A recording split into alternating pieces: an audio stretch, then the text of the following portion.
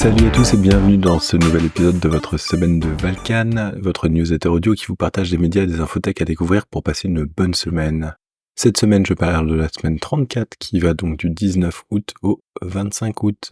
Alors déjà, c'est la reprise, donc j'espère que vous avez passé d'excellentes vacances. En tout cas, moi, ça a été le cas. Et j'ai pas mal réfléchi à savoir est-ce que je continuais le podcast, est-ce que je le continuais sous cette forme, est-ce que je le continuais dans une forme différente, enfin, vous allez voir. Pourquoi je me suis pas mal posé la question sur ma pratique autour du podcast, mais en tout cas, bon, pour le moment, pour la reprise, je vais faire un épisode comme je le faisais avant, et pour la suite, je pense que je vais changer un petit peu la formule et faire différemment, et peut-être ne pas faire un épisode hebdo, mais faire des épisodes quand il y a vraiment du contenu, vraiment des choses à partager avec vous. En tout cas, pour cette semaine, j'ai vu donc Jeb chez les Bizarroïdes, donc une série sur Netflix qui est plutôt sympa. Je trouve que tout prend sens et tout est intéressant à partir du moment où on commence à avoir les intrigues avec la jeune fille du futur qui commence à débarquer. Une série qui ne casse pas trois pattes à un canard, mais qui me fait passer un bon moment. Pareil, j'ai vu Johnny English, le film avec Mr Bean, donc je ne l'avais pas encore vu.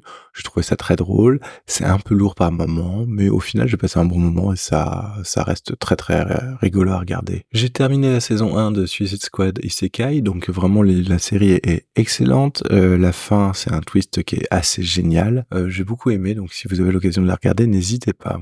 J'ai aussi vu la vidéo de Micode arrêter de refuser les cookies. Donc c'est des conseils pour utiliser des extensions qui refusent automatiquement les cookies pour vous au final. On se retrouve avec beaucoup trop de vidéos pour arriver à ce résultat-là. Donc c'est un peu putaclic, je trouve. J'ai aussi vu la dernière saison de Kengan Ashura, fin de la série. C'est un peu triste, mais bon, c'était pas non plus un grand anime, donc je vais m'en remettre. Et on a regardé quelques épisodes de Seul face à l'Alaska. Alors c'est assez spécial. C'est assez spécial parce que sur les 3 personnes qu'on suit, il y en a qu'une seule qui est en Alaska, les 2 autres sont dans d'autres états. Et c'est quand même des mentalités et des personnages assez particuliers.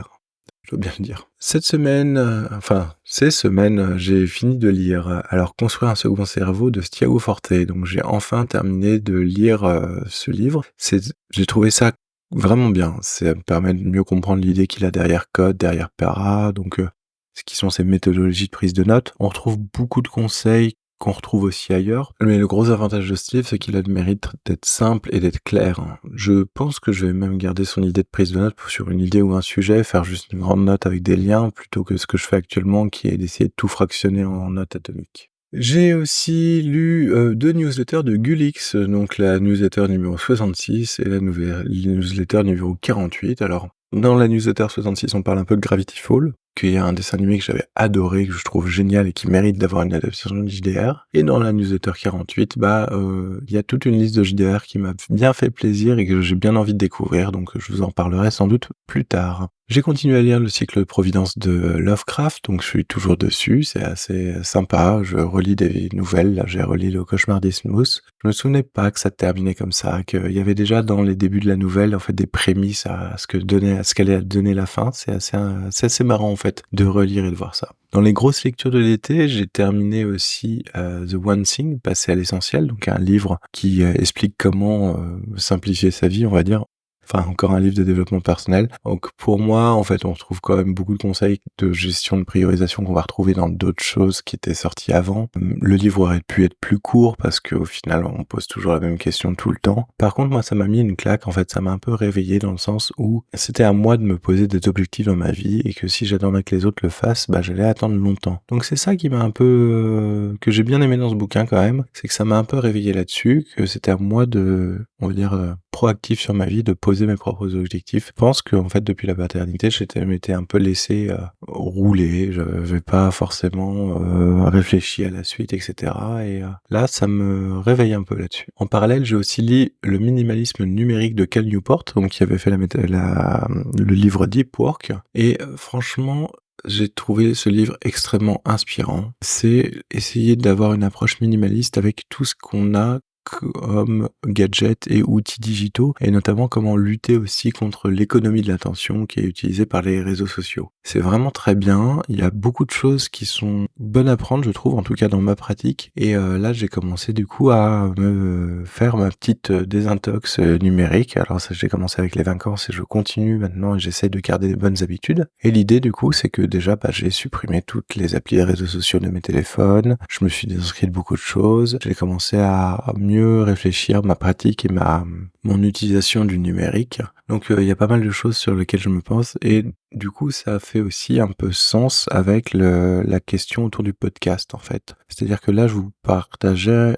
toutes les semaines ce que j'avais lu, bingé, etc. Toutes les informations que j'avais même pas dans ma veille, mais en fait dans mon vortex d'attention dédié aux infos et aux réseaux, ce que j'avais récupéré. Et là, comme je vais du coup faire beaucoup plus attention à ce que je fais en termes d'utilisation du digital et des réseaux sociaux, la question se pose de savoir si la semaine de Valkan va rester sur cette formule ou va devoir évoluer et devenir autre chose. Dans les petits articles, sinon, j'ai lu No People on Flipboard can follow anyone in the Fediverse. Donc c'est Flipboard qui se connecte de plus en plus avec le Fediverse, donc Mastodon. J'aime bien. J'aime bien beaucoup la démarche, à voir ce que ça va donner par la suite. J'ai continué à lire Stealing Toulouse. J'ai pas encore terminé, mais du coup, plus j'avance, plus je trouve que c'est d'excellents conseils, mais ça ne colle pas du tout avec ma pratique ou avec ma vision de jeu de rôle autour de l'appel de Cthulhu. Par contre, on sent que Graham Wesley, qui est l'auteur principal de ce livre, avait déjà en tête de créer Cthulhu Dark pour la suite. Mais bon, il y a de très bons conseils sur comment mettre en place l'horreur dans une partie. Donc pour la maîtrise, c'est bien. Mais pour créer un jeu en se basant là-dessus, je pense que l'auteur l'a déjà fait avec Cthulhu Dark, donc c'est peut-être pas la peine de continuer. Et sinon, j'ai lu 3 petits articles autour de Twine. Twine, ce logiciel qui permet de faire de fiction interactive un peu façon le livre dont vous êtes le héros. Et donc c'est une série d'articles qui permet de mieux comprendre, mieux appréhender comment fonctionne ce logiciel. Ces semaines, j'ai écouté très peu de choses. J'ai écouté surtout du Tech Café avec l'épisode Rétro 2004, donc l'émission marrante où en fait ils font un pas de 20 ans en arrière pour revenir sur l'actualité tech de il y a 20 ans, et c'est assez marrant en fait, ça rappelle pas mal de souvenirs. Et j'ai écouté l'épisode Surveille ton langage, donc c'est marrant aussi, c'est donc les actualités tech de la rentrée, il y a pas mal de smartphones et il y a surtout le suivi des procès de l'été, et ça c'est cool. Et en petite pépite qu'on m'a partagé, j'ai écouté Rigolich, Rage Against the Yuki. C'est un mashup musical entre Rage Against the Machine et Richard Gottener. C'est vraiment un ovni musical, mais à écouter, en tout cas au moins une fois pour la culture. Voilà, ça sera tout pour cette semaine.